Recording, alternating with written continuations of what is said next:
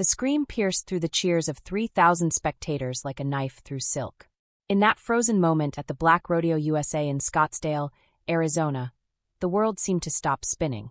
Marcus Thompson, 8 seconds into what should have been his triumphant return to competitive riding, lay motionless in the dirt, his body twisted at an unnatural angle beneath the unforgiving Arizona sun.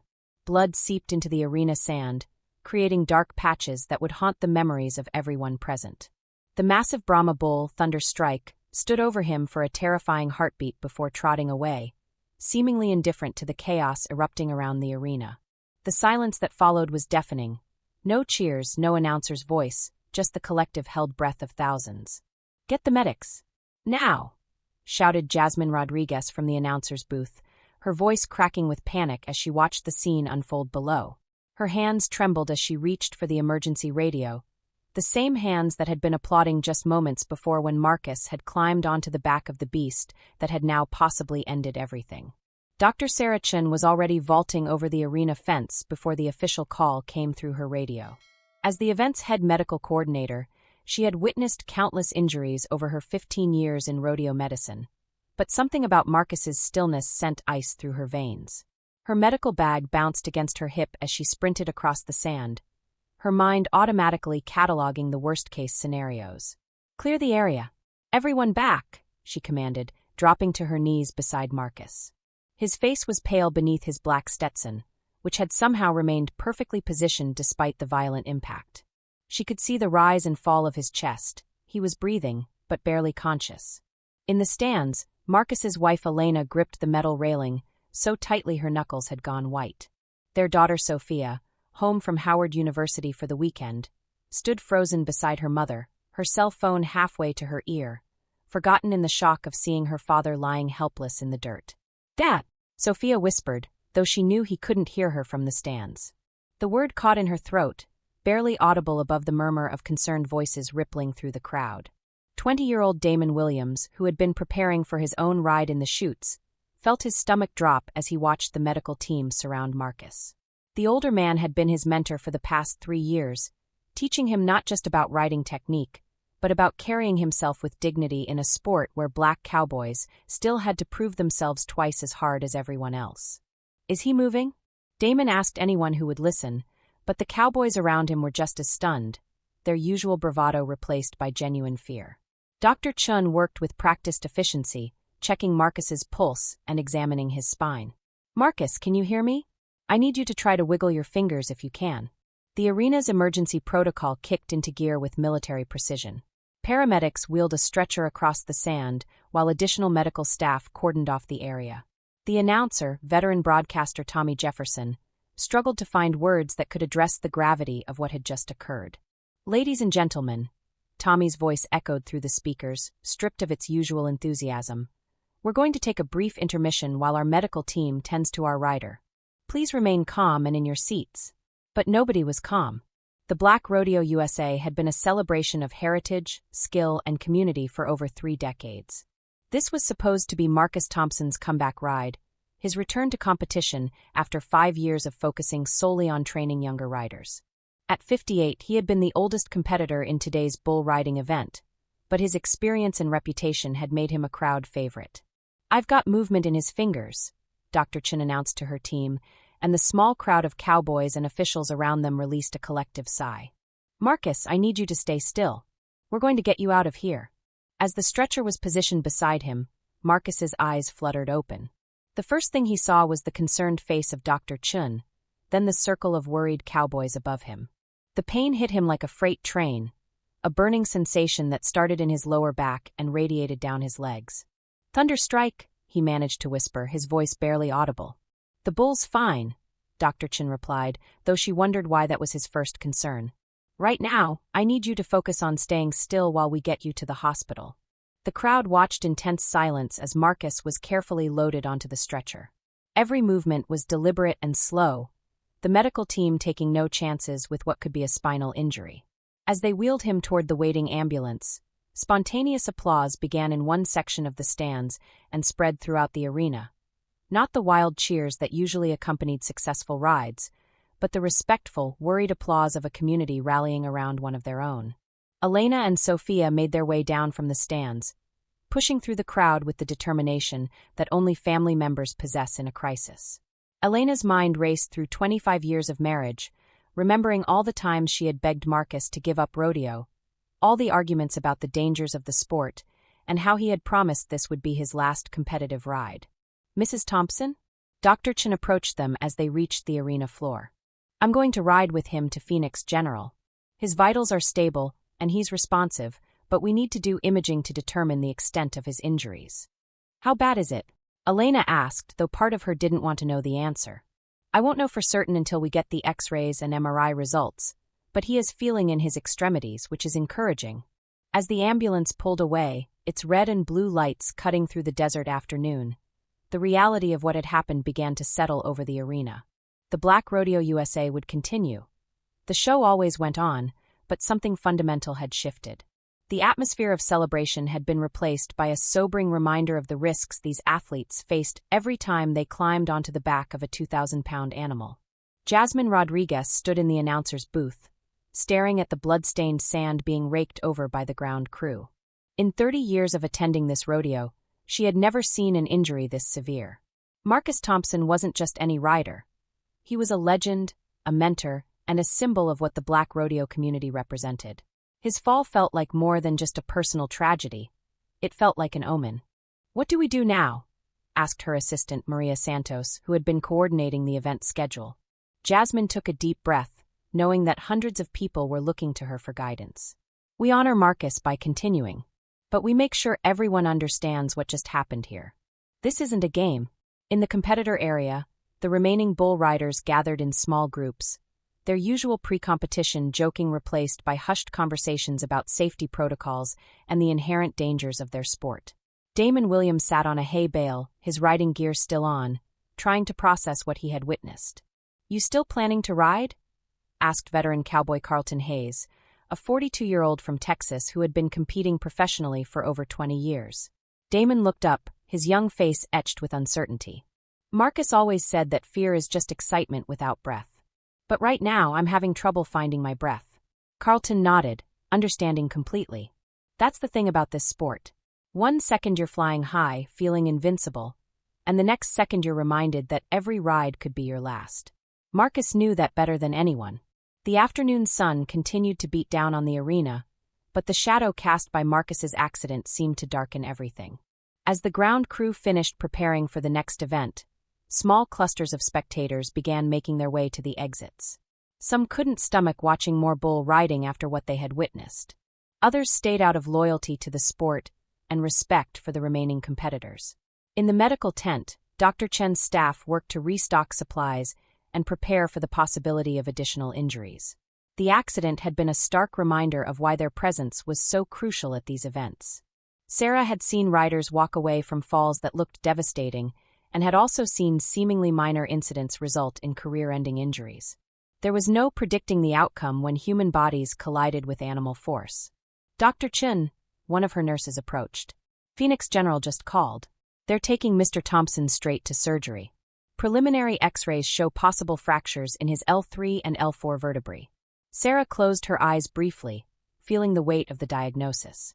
Spinal fractures were serious business, especially for a man Marcus's age. Even with the best surgical intervention, his rodeo career was almost certainly over. The question now was whether he would walk away from this accident with his mobility intact. The rodeo continued around the specter of Marcus's injury. Barrel racers thundered through their patterns, team ropers displayed their precision, and saddle bronc riders showed their skill, but everything felt different. The competitors rode with a newfound awareness of their mortality, and the crowd cheered with a mixture of appreciation and anxiety. As the sun began to sink toward the horizon, painting the desert sky in shades of orange and pink, the Black Rodeo USA pressed on. But the echo of that initial scream, the image of Marcus lying motionless in the dirt, and the reality of how quickly everything could change had fundamentally altered the atmosphere. This was no longer just a celebration of cowboy culture and athletic prowess. It had become a testament to the courage required to climb back on despite the risks. The day that had started with such promise and excitement had been transformed by 8 seconds of violence, and the reminder that in rodeo, as in life, everything could change in an instant. The emergency room at Phoenix General Hospital buzzed with controlled chaos as Dr. Michael Rivera, the chief of orthopedic surgery, studied Marcus Thompson's spinal X-rays on the light board. The fractures were clearly visible, hairline cracks in the L3 and L4 vertebrae that could have been catastrophic if the impact had been slightly different. In the waiting room, Elena sat with her hands folded in her lap, Sophia beside her scrolling through the flood of messages and well-wishes that had already begun pouring in on social media. The good news, Dr. Rivera explained to the family an hour later, is that there doesn't appear to be any significant spinal cord compression. The fractures are stable, but they're going to require surgical intervention to prevent future complications. Elena felt some of the tension leave her shoulders, but the worry remained etched in the lines around her eyes. What does that mean for his mobility? Will he be able to walk normally? With proper surgery and rehabilitation, I expect a full recovery in terms of basic function. However, Dr. Rivera paused, knowing this next part would be difficult. His competitive riding days are over. The hardware we'll need to install will make his spine more stable, but less flexible. Another fall like today's could be fatal. Sophia reached for her mother's hand as they absorbed this information. Marcus Thompson without rodeo was like trying to imagine the desert without sand. It simply didn't compute. For 35 years, rodeo had been his identity, his passion, and his livelihood. Back in Scottsdale, the evening events continued under a different energy entirely. Damon Williams had ultimately decided to compete, dedicating his ride to his injured mentor. As he settled onto the back of a bull called Desert Storm, the arena fell unusually quiet. Even the announcer spoke in more subdued tones. Ladies and gentlemen, our next rider is 20-year-old Damon Williams from Phoenix, Arizona. Damon trains under Marcus Thompson and has asked to dedicate this ride to his mentor. The gate swung open, and Damon exploded into the arena atop the spinning, bucking bull. For 8 seconds, he rode with the technical precision that Marcus had drilled into him. Heels down, free hand high, core engaged. When the buzzer sounded and he dismounted cleanly, the crowd erupted in the kind of emotional applause that transcended sport. Jasmine Rodriguez watched from the announcer's booth as Damon tipped his hat toward the empty chutes where Marcus should have been standing. The gesture brought tears to her eyes and reminded her why this community was so special. In the face of tragedy, they found ways to honor their fallen and continue the traditions that bound them together. "That was beautiful," she murmured to Tommy Jefferson, who was preparing for the next announcement. "That young man has heart," Tommy replied, his voice thick with emotion. "Marcus taught him well." As the sun set completely and the arena lights took over, the rodeo began to feel more normal, though the undercurrent of concern for Marcus remained. Families in the stands talked in hushed tones about the accident, sharing their own stories of close calls and injuries in rodeo. The sport's inherent dangers were part of its appeal, but days like this forced everyone to confront the reality that sometimes the risks became consequences. Dr. Sarah Chen remained at the arena throughout the evening, her medical team treating the usual assortment of minor injuries: rope burns, bruised ribs, and twisted ankles. But everyone was more cautious, more aware of their vulnerability. Even the bulls seemed to sense the changed atmosphere, with several rides ending more safely than they might have on a typical day. "It's like everyone's riding scared," observed Carlton Hayes as he prepared for his own bull ride. Marcus's accident spooked the whole arena. "Maybe that's not entirely bad," replied fellow competitor James Washington, a 26-year-old from Oklahoma. "Sometimes we get too comfortable with the danger. Maybe a little fear keeps us sharper." Carlton nodded, though he wasn't entirely convinced. Fear could be protective, but it could also be paralyzing. The best rodeo athletes found ways to acknowledge the risks without being controlled by them. Marcus had been a master of that balance, which made his accident all the more unsettling. At the hospital, Marcus finally woke up in the recovery room as the anesthesia wore off. The first thing he noticed was the absence of pain in his back, a relief provided by powerful medications that wouldn't last forever. The second thing he noticed was Elena sleeping in the chair beside his bed, her hand resting on the mattress near his arm. "Hey," he whispered, his voice hoarse from the breathing tube that had been removed an hour earlier. Elena's eyes opened immediately, the light sleep of someone whose loved one was in crisis. "Hey yourself, cowboy. How are you feeling?" "Like I got stepped on by a very large bull." Marcus attempted a weak smile. "Did we win?" Elena laughed despite herself, tears forming in her eyes. "Only you would ask about winning from a hospital bed. The rodeo's still going on. Damon dedicated his ride to you, scored in 86. Marcus felt a surge of pride for his young protege. That boy's got natural talent. He just needed to learn to trust himself. The doctor says you're going to be fine, Elena continued. But no more riding. The surgery will make your spine stable, but you can't risk another fall.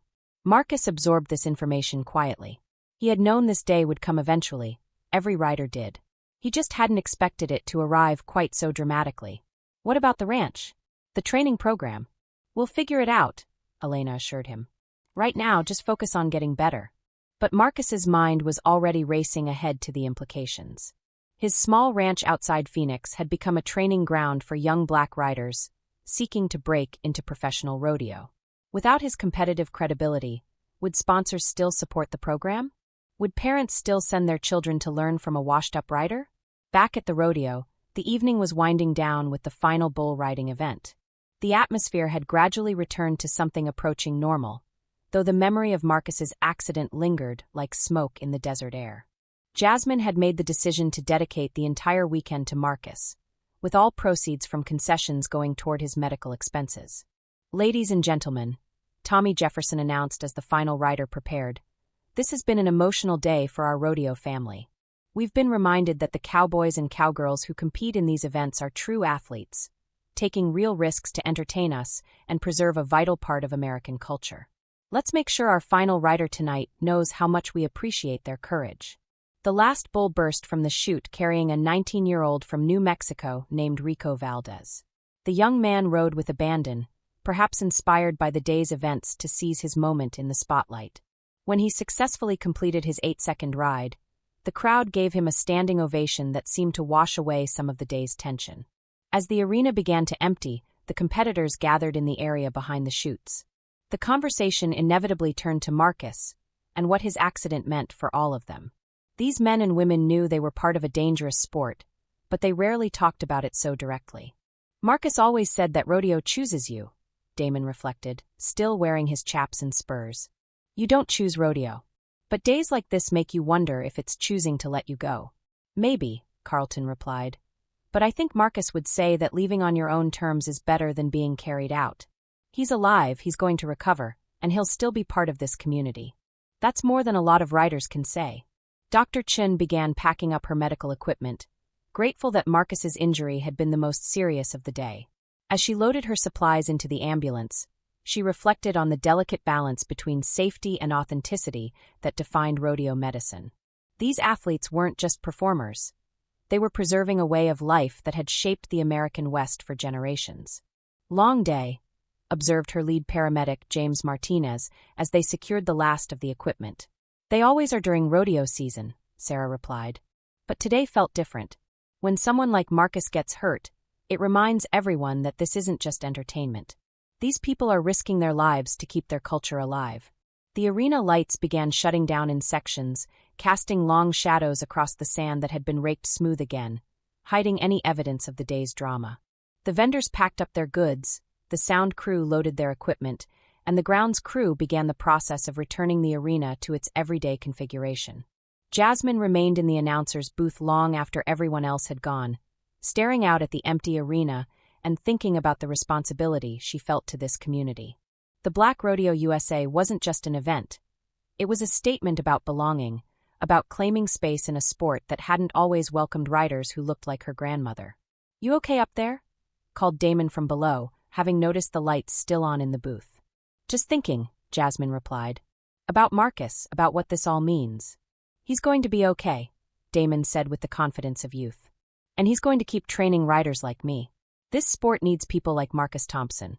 Jasmine nodded, hoping the young man was right.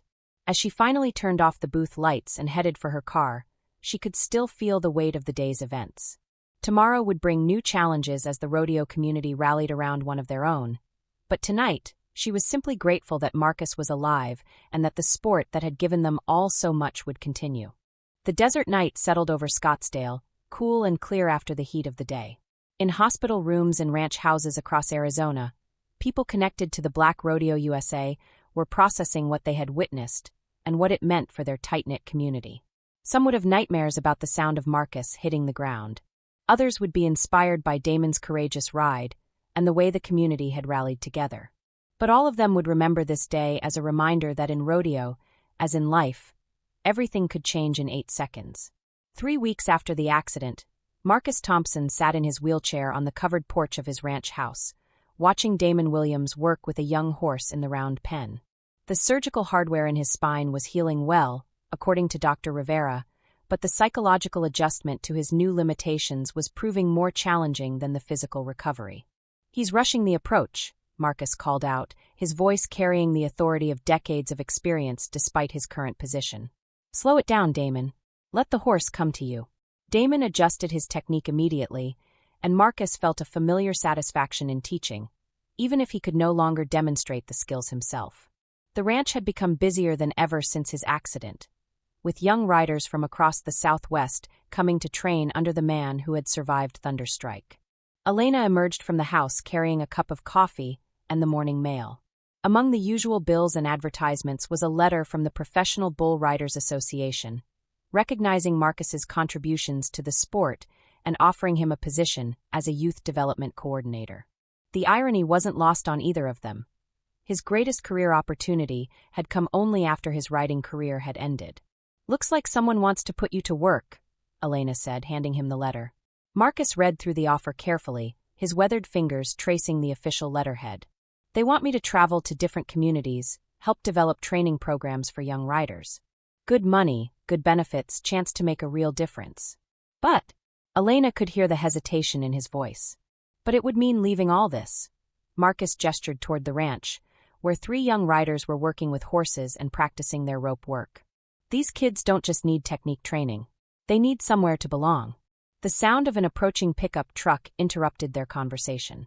Jasmine Rodriguez climbed out of her dusty Ford, carrying a folder thick with paperwork and wearing the determined expression that Marcus had learned to associate with her more ambitious plans. "Morning, Marcus, Mrs. Thompson," Jasmine greeted them, climbing the porch steps. "I've got news about the foundation funding." Since the accident, Jasmine had been working tirelessly to establish the Marcus Thompson Foundation for Youth Rodeo Safety, using the momentum from the community's emotional response to secure grants and donations. The goal was to provide safety equipment, medical support, and training scholarships for young riders who might not otherwise have access to proper instruction. "The Western Heritage Foundation approved our grant application," Jasmine announced, unable to contain her excitement. $50,000 to start, with the possibility of annual renewals based on results. Marcus felt a surge of pride mixed with overwhelming responsibility. "That's incredible, Jazz. But what exactly are we committing to?"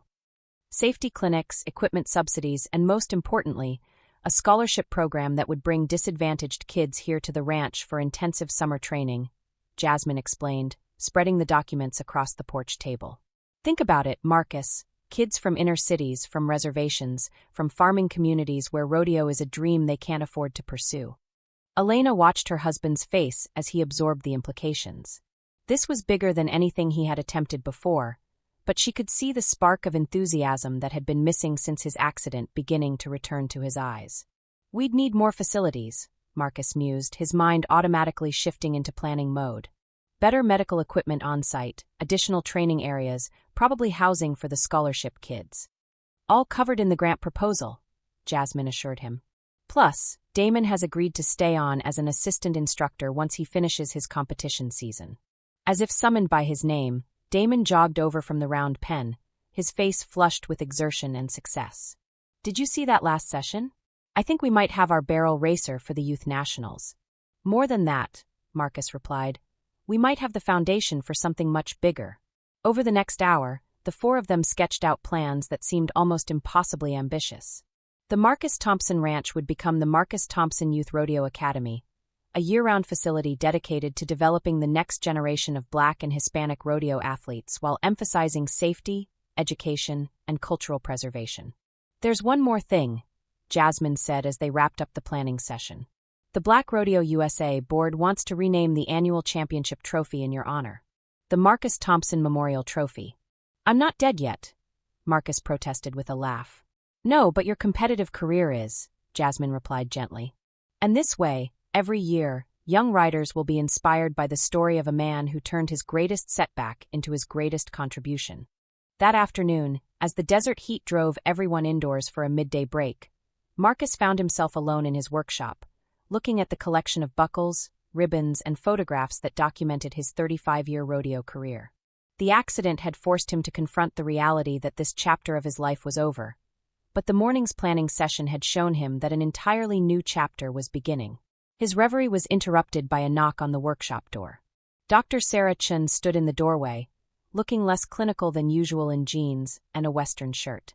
"Hope you don't mind the unexpected visit," Sarah said. "I was in the area checking on another patient and wanted to see how you're healing. Physically or mentally?" Marcus asked with characteristic directness. "Both," Sarah replied, accepting his invitation to sit in one of the workshop's worn leather chairs. "You've been through a traumatic experience, Marcus. Even though your body is healing well, the psychological impact can be just as significant." Marcus appreciated her honesty. "I won't lie. There are moments when I hear Thunderstrike's name and feel my pulse quicken. And watching other riders compete brings up feelings I'm still trying to sort through." "That's completely normal," Sarah assured him. "But from what I've heard about your foundation plans, it sounds like you're finding ways to channel those feelings constructively." "Jasmine's been the driving force behind that. I'm just trying to figure out how to be useful when I can't do the thing that defined me for most of my adult life." Sarah nodded understandingly. "In my 15 years of treating rodeo athletes, I've seen dozens of riders face career-ending injuries. The ones who thrive afterward are the ones who find ways to stay connected to the community while building new identities around their accumulated knowledge and wisdom. And the ones who don't thrive, they get stuck trying to be who they used to be instead of discovering who they could become." As evening approached, the ranch came alive again with the cooler temperatures. Marcus wheeled himself out to watch Damon work with a group of teenage riders who had driven down from Flagstaff for weekend training. The sight of young people learning the skills he loved, carrying forward traditions that stretched back generations, filled him with a sense of purpose he hadn't expected to find so soon after his accident. "Looking good out there," he called to a 16-year-old girl who was practicing her barrel racing patterns. "Thanks, Mr. Thompson," she called back, her face bright with pride at receiving encouragement from a legend. Elena joined him as the sun began to set, painting the desert sky in the brilliant oranges and purples that never failed to take their breath away. "Penny for your thoughts." "I'm thinking about legacy," Marcus replied. "For 35 years, I thought my legacy would be the rides I made, the championships I won. But maybe those were just preparation for this. Helping these kids become better riders than I ever was. Teaching them not just technique, but how to carry themselves with dignity in a sport that doesn't always make room for people who look like them." Elena squeezed his shoulder, feeling the strength that remained in his upper body. "Your accident was terrible, but watching you find new purpose in it has been beautiful." As the first stars appeared in the clear desert sky, Marcus felt a sense of peace that had eluded him since his fall. The man who had climbed onto Thunderstrike 3 weeks ago had been chasing one last moment of glory. The man sitting here tonight was looking toward a future filled with the possibility of shaping young lives and preserving a culture that had given him everything. The Marcus Thompson who rode bulls was gone forever, but the Marcus Thompson who could change the trajectory of an entire generation of riders was just getting started. If this story already moved you, subscribe to the channel and leave your like so you don't miss any of our stories. 6 months later, the transformation of the Marcus Thompson Ranch was nothing short of remarkable. What had begun as a small training facility now sprawled across 50 acres of Arizona desert, complete with multiple practice arenas, a state-of-the-art medical facility staffed by Dr. Sarah Chun, and dormitory-style housing for scholarship recipients. The sound of young voices speaking English and Spanish filled the air as the first full class of academy students prepared for their morning training sessions. Marcus maneuvered his wheelchair through the main arena, now equipped with hydraulic lifts that allowed him to move between ground-level and elevated observation platforms. His legs remained paralyzed below the waist, a reality he had finally accepted, but his upper body had grown stronger through months of physical therapy and his determination to remain actively involved in training. Morning Coach Thompson called out Maria Gonzalez, a 17-year-old from East Los Angeles whose raw talent had earned her a full scholarship to the academy. She was adjusting her protective vest, one of many safety innovations that had been implemented following Marcus's accident. "Morning, Maria. Remember what we worked on yesterday about your timing on the barrel approach. Trust the horse, trust the training, trust myself." Maria recited the mantra Marcus had drilled into all his students. The Academy's safety protocols had become a model for youth rodeo programs across the country. Every rider wore approved helmets and protective vests, medical personnel were present at all training sessions, and a strict progression system ensured that students built skills gradually rather than rushing into advanced techniques. Damon Williams had evolved into Marcus's primary assistant instructor, his natural teaching ability complementing the wisdom Marcus had accumulated over decades. At 21, Damon was still competing professionally, but he had found his true calling in developing young talent. The Jackson boy from Mississippi is struggling with his confidence, Damon reported as he joined Marcus on the observation platform. Ever since his fall last week, he's been hesitant to commit to his rides. Marcus nodded, remembering his own struggles with fear after particularly hard falls. Pair him with Tommy Washington for the next few sessions. Sometimes seeing another rider work through similar issues can be more effective than any coaching. The Academy had attracted students from across the United States and even internationally.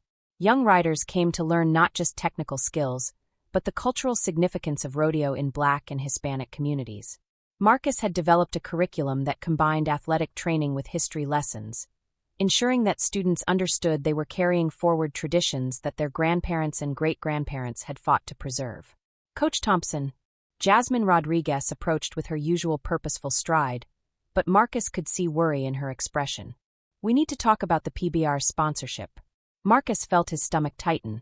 The Professional Bull Riders Association had been one of the Academy's primary financial supporters, but corporate sponsorships were always subject to changing priorities and budget cuts. "How bad is it?" "They're restructuring their youth development programs. Our funding is being cut by 60% starting next fiscal year." The news hit Marcus harder than he had expected. The Academy was expensive to operate, and losing major sponsorship could force them to reduce the scholarship program or eliminate some of the safety features that had become their signature. "We'll figure it out," Marcus said, though he wasn't sure how. "We've built something too important to let it fail." That afternoon, Marcus found himself alone in the workshop where he had spent so many hours contemplating his future after the accident. The walls were now covered with photographs of Academy graduates, young riders who had gone on to college scholarships, professional careers, and meaningful lives shaped by their time at the ranch. Elena found him there as the sun began to set, a position that had become their daily ritual. "Jasmine told me about the sponsorship. How are you handling it?" "I'm trying to figure out how to fund 20 scholarships with 40% less money," Marcus replied honestly. "Some of these kids, this place is their only shot at a different life." "Maybe it's time to think bigger," Elena suggested. "You've proven the model works. What if instead of relying on corporate sponsors, you started training other instructors to replicate this program?" Marcus looked up at his wife, struck by the simplicity and brilliance of her suggestion. "Franchise the Academy?" "Not franchise exactly, but certify instructors who could start similar programs in their own communities. Share the curriculum, the safety protocols, the teaching methods. Instead of trying to bring every deserving kid to Arizona, bring the Academy to them."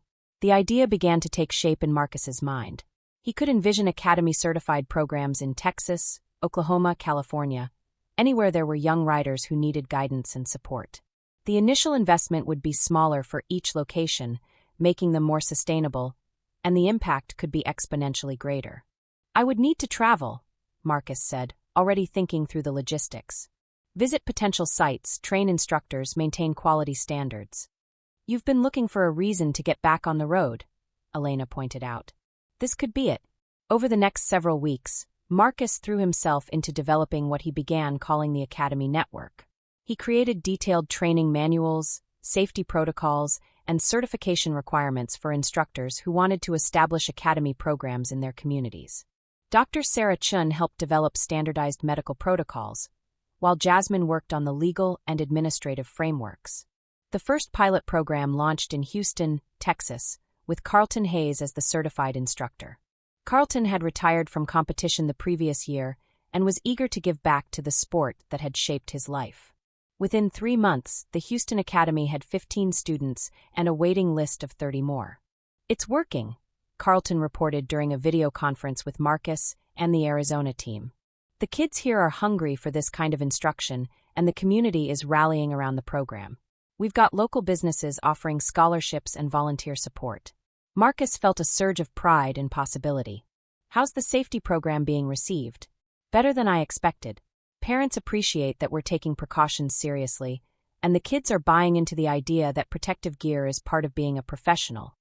By the end of the Academy's second year, there were certified programs operating in 6 states, with dozens more in development.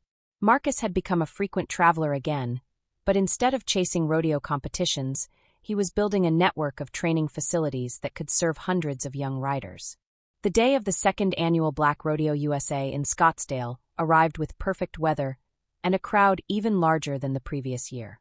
Marcus was scheduled to present the inaugural Marcus Thompson Memorial Trophy to the weekend's overall champion, but his real excitement centered on watching Academy graduates compete. Nervous? Damon asked as they prepared for the opening ceremony. Excited, Marcus corrected. This is what we've been working toward. The ceremony began with a moment of silence for Thunder Strike, the bull that had changed everything. The massive animal had died peacefully the previous winter, and Marcus had attended the memorial service, finding closure he hadn't expected. His relationship with Thunder Strike had never been personal. Bulls were athletes doing their jobs, just like riders. But the animal's death had marked the end of a chapter in Marcus's emotional recovery. When Marcus was introduced to present the trophy, the arena erupted in sustained applause. He wheeled himself to the center of the arena, the same spot where he had lain injured 18 months earlier, and felt the weight of how much had changed. When I fell off Thunder Strike on this spot in 2025, Marcus began, his voice carrying clearly through the arena's sound system, I thought my story with rodeo was ending. What I learned is that sometimes what feels like an ending is actually a beginning. He gestured toward the competitors, many of whom wore Academy patches on their protective vests. These young riders represent the future of our sport and our culture. They're better prepared, better protected, and better educated than any generation that came before them. That's not because one man fell off a bull. It's because an entire community decided to turn tragedy into opportunity. The trophy presentation went to Maria Gonzalez, whose barrel racing performance had been flawless throughout the weekend. As she accepted the award, tears streaming down her face, Marcus felt a sense of completion that his own competitive victories had never provided. This is for everyone who believed I could make it, Maria said into the microphone, especially Coach Thompson, who taught me that falling down isn't failing unless you don't get back up. As the ceremony concluded and the arena began to empty, Marcus remained at center stage, surrounded by Academy graduates, certified instructors, and the extended family that had grown from his accident. Dr. Sarah Chin approached with news that the Academy's safety protocols were being adopted by youth rodeo organizations nationwide, potentially preventing hundreds of serious injuries. You did it, Elena said, joining the group. You took something terrible and made it beautiful. Marcus looked around at the faces of young people whose lives had been changed by the Academy, instructors who had found new purpose in teaching, and a community that had rallied around the idea that tradition and safety could coexist. The man who had been carried out of this arena on a stretcher had been transformed into something greater than he had ever imagined possible. No, Marcus replied, his voice filled with certainty. We did it. All of us together. As the desert stars appeared overhead, the second chapter of Marcus Thompson's life felt like it was just beginning. The Academy network continued to expand, with new programs launching monthly and thousands of young riders benefiting from the safety innovations and cultural education that had grown from one man's worst day, becoming the foundation for his greatest legacy. The arena that had witnessed his fall had become the launching point for a movement that would shape rodeo for generations to come. And in the end, that was worth more than any 8-second ride could ever be.